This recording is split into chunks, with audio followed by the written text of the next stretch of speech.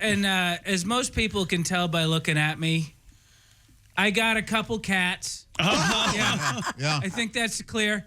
And so here's what happened. There's two cats in the Smith household.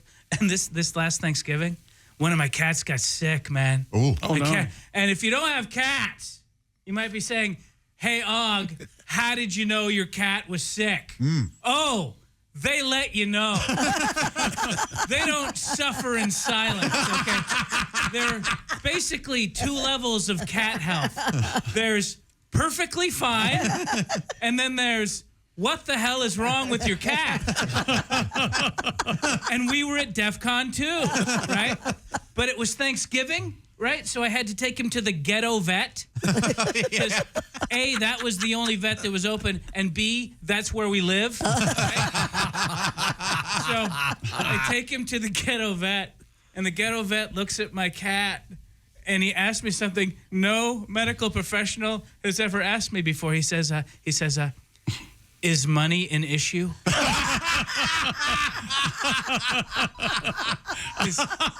Is money an issue? Well, let's see here, Doc.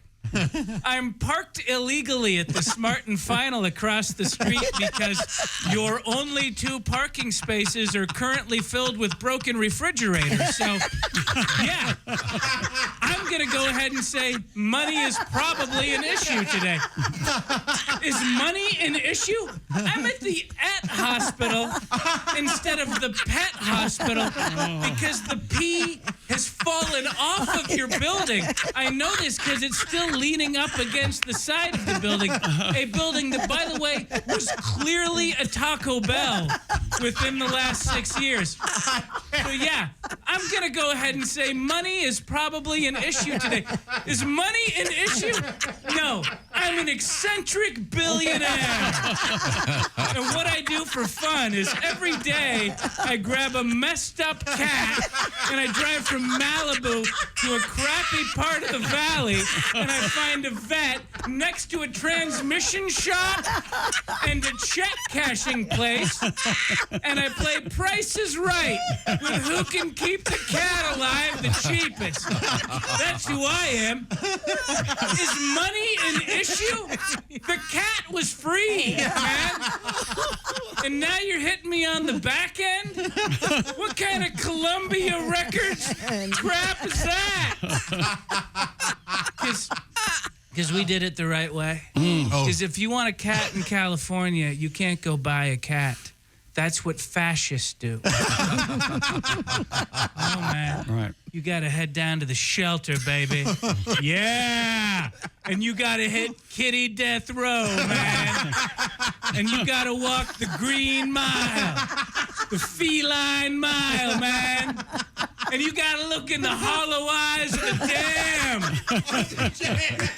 And you got to pick yourself out a street cat, man. Yeah.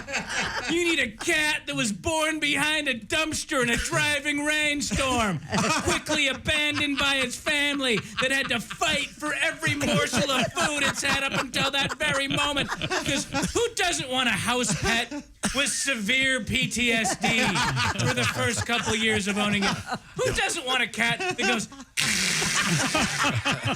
every time you enter a room? Who doesn't want a cat that swipes at your face every time you take a nap on the couch because you represent the man that did the bad thing? Who doesn't want a pet that views you as the enemy constantly? Look, and here's the thing. I ain't the Innocence Project, man. I didn't walk into the shelter with a DNA swab that proved my cat's innocence. No. Whatever my cat was on death row for, he did that stuff, man. My cat is guilty, and I'm just putting him back into the public. No rehabilitation. And how do I know that's even a cat? I saw this movie where these people adopted what they thought was a kid, and it turned out to be like a 30-year-old Serbian woman, right? This happens all the time. You think you get a cat, and it turns out to be an escaped lunatic from Eastern Europe. It happens so much, that they make movies about it. Anyway, the point is, the cat's fine, and it costs $238. Okay. That was the number we decided on. There was a negotiation. You got a flight. Yeah, I think so too. I think 238 is a steal. No Yeah, joke. pretty good. Yeah.